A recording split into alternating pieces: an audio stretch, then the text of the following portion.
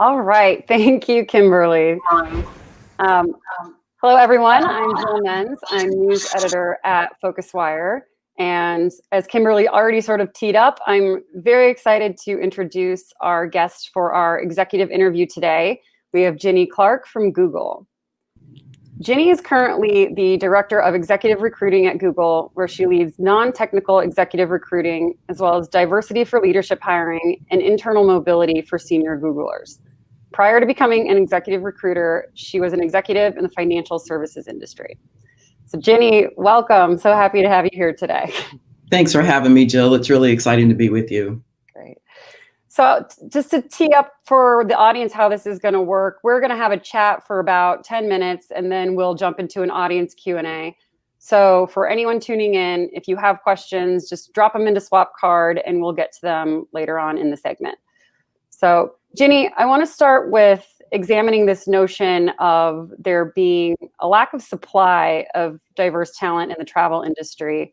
What do you say to that, and how can travel brands think about tapping into talent that's there?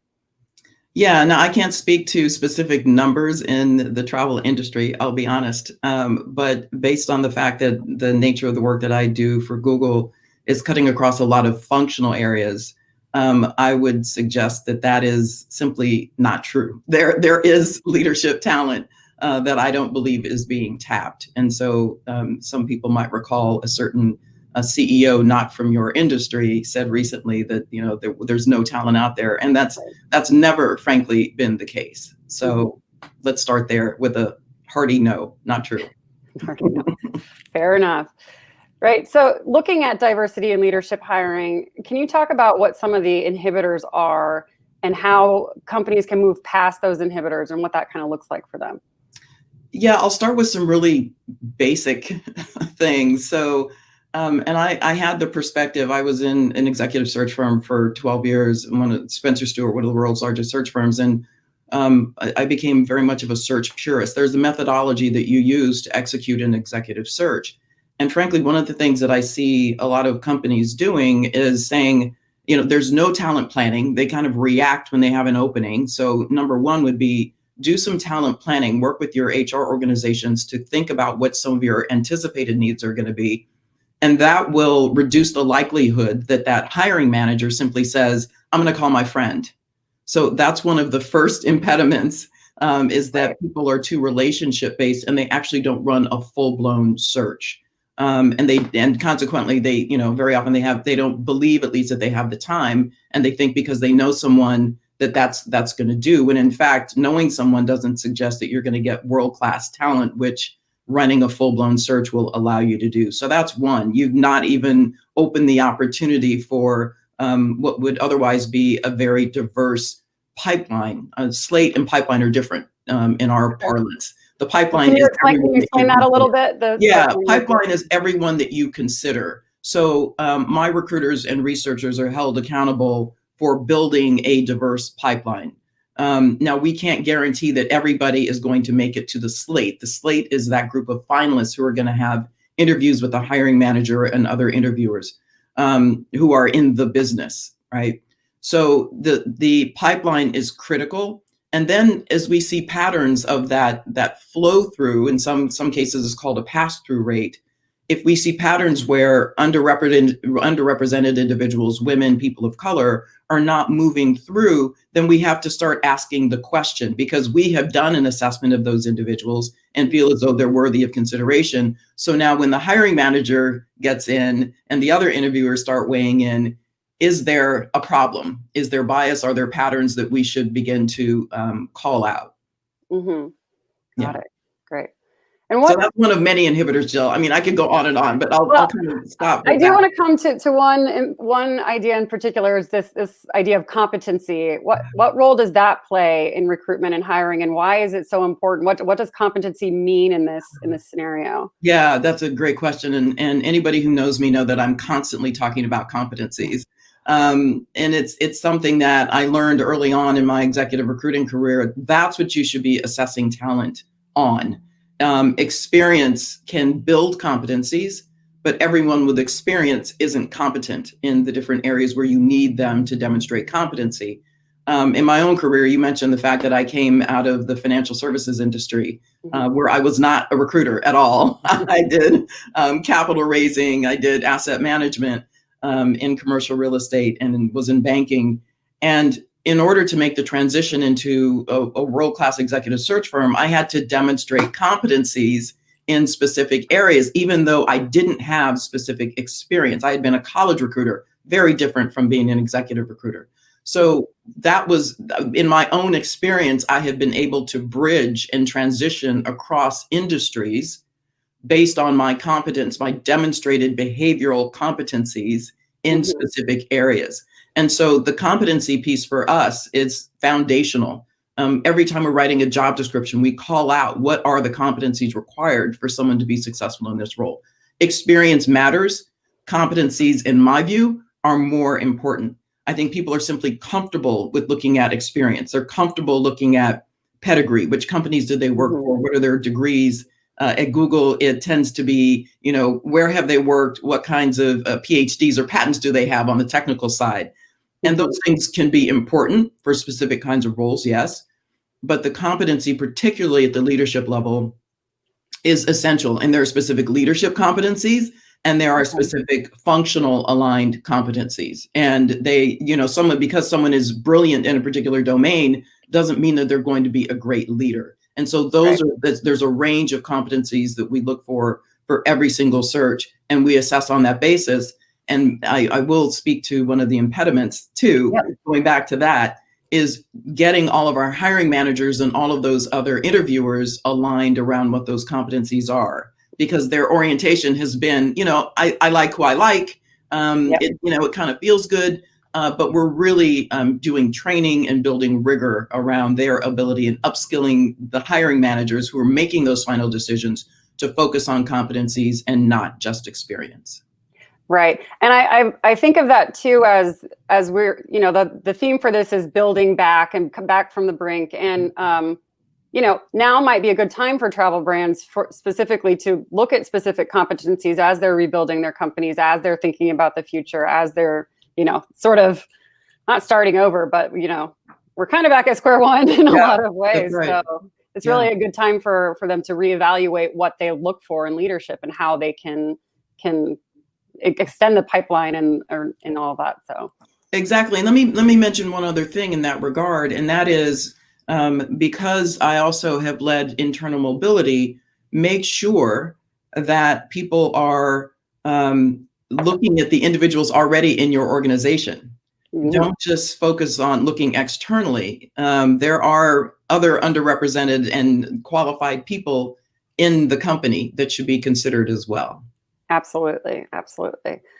So I think we've got time for one more of my questions before we jump into some audience cues. One thing I'm curious about is, in your time at Google, can you speak to one specific success that you've had and one specific failure that you've learned from that our audience might be able to learn from as well?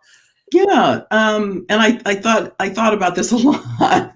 I think the biggest success has been in getting us an infrastructure that allows us to actually track underrepresented talent, meaning the demographic information. It can be very sensitive, and we have to comply with federal and state laws in that regard. So I'm really proud of the fact that we got a system. More importantly, we got and trained our recruiters and researchers to leverage that system in a compliant way so that we can hold ourselves accountable for the diversity of the pipelines that we're presenting to our clients.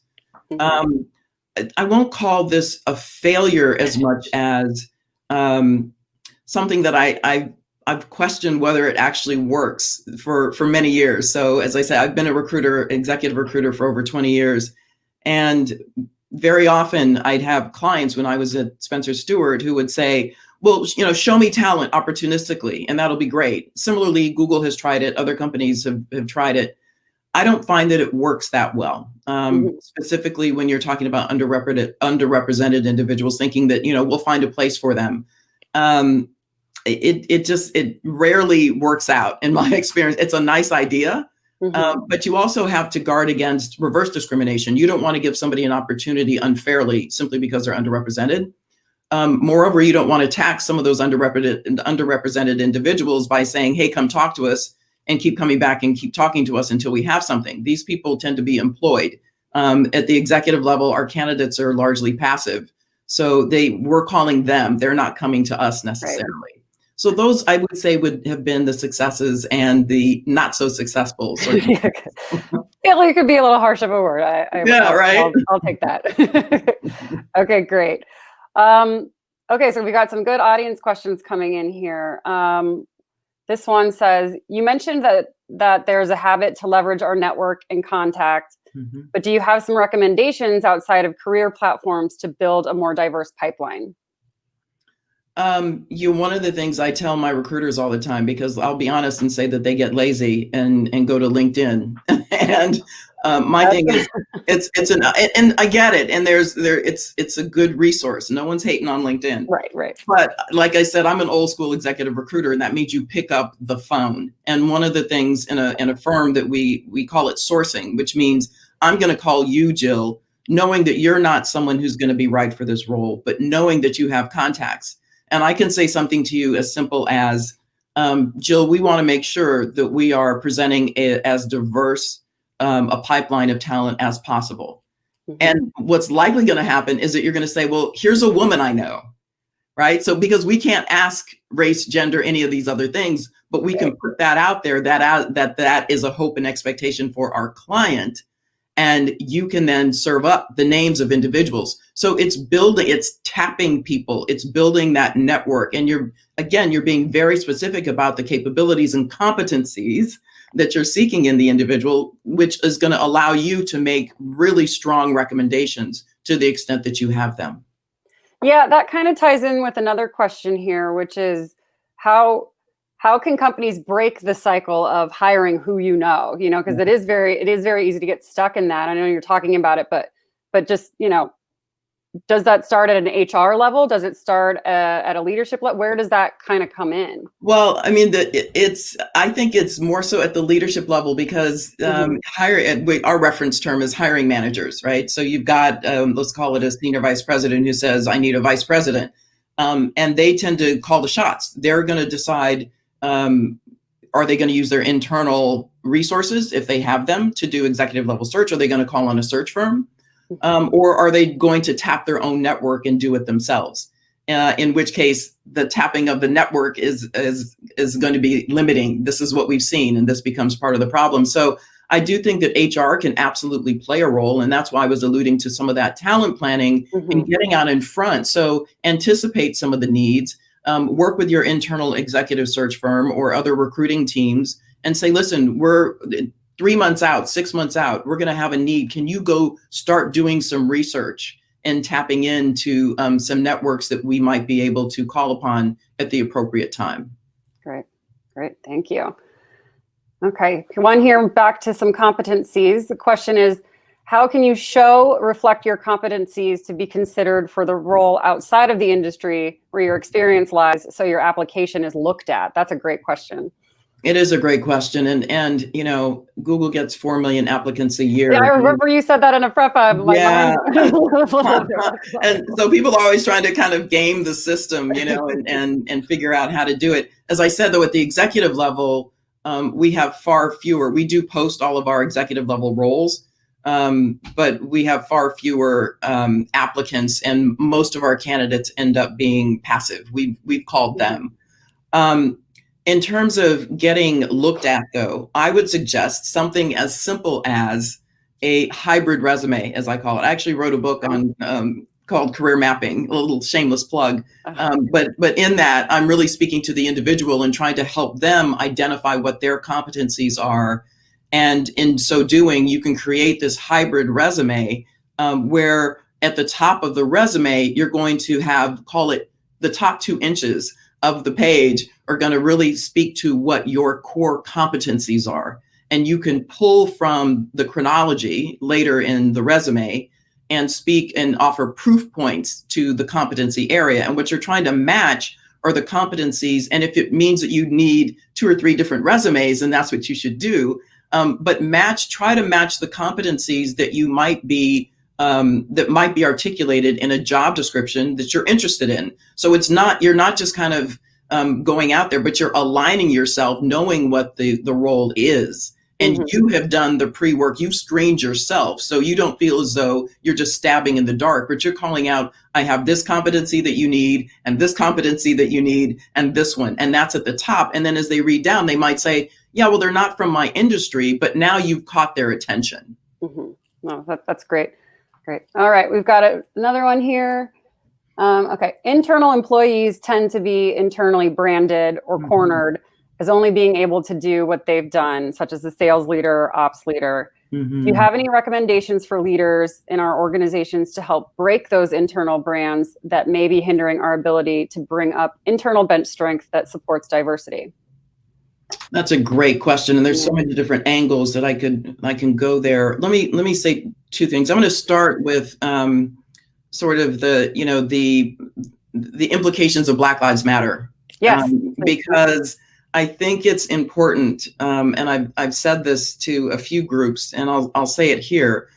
I think we all acknowledge in the killing of Breonna Taylor and George Floyd, and all of these other African Americans in this country and in other countries who've been killed. And so we're acknowledging that there have been literally centuries of oppression for Black people. I'm fully aware of that, and as the descendant of slaves. So I think we all get behind that in spirit. In practice, I'm not sure we are thinking about the day-to-day implications, which are, you probably have individuals inside your organization who have been underleveled, undercompensated. We looked at the pay gaps, underestimated, and often undervalued. And so because we saw it with the gender pay inequities, and we created in California laws that don't allow you to ask how much someone makes. Well, you can't quite do that when it comes to race, but nevertheless, I want to just call that out for people. Now, in terms of branding, and I know I want to be mindful of time, I think sometimes you can work on special projects. You can network more broadly across outside of your function so that other people begin to see your capabilities and how transferable some of your capabilities might be. So it's really incumbent upon you, and even calling out and having conversations with people. I'm not sure you're fully aware of the scope of my capabilities. Call that out in your performance evaluation so that you'll be considered for other roles. Okay. I just want to follow up real quickly on that. Is it harder in a virtual environment? Because we're not in a workplace where we can go walk around and chat with people.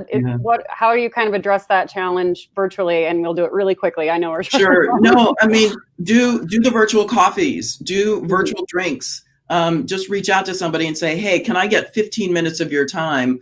I'm interested in what you're doing in our organization or someplace else. If you connect with someone on LinkedIn. So reach out. It's virtual, yes, but it's still a connection, and that's what you're going for. And get your narrative nice and tight too. That's something else that I talk about. That's great, Make sure that you can really articulate those competencies in a way that's going to capture their attention and remember you. Absolutely. Great. Well, I wish we could keep talking, but we've got other good stuff to get to. But thank you so much for your insights. That was really great. So thank you so much for being with us today. Pleasure. Thanks for having me. Great. All right. So before we move into our next discussion, which is going to be a panel, I want to just quickly point to some of the work we've been doing at Phocuswright to really expand our impact around diversity and inclusion. In addition to reporting on, for example, studies that examine where diversity and inclusion in the travel industry stands and all the work that needs done, we also like to highlight what thought leaders in this space have to say on the topic. Because it's no secret the travel industry does have a lot of work to do. So I just want to invite everyone in attendance today to please reach out if you're interested in contributing and helping drive that agenda on Phocuswright as we move this forward.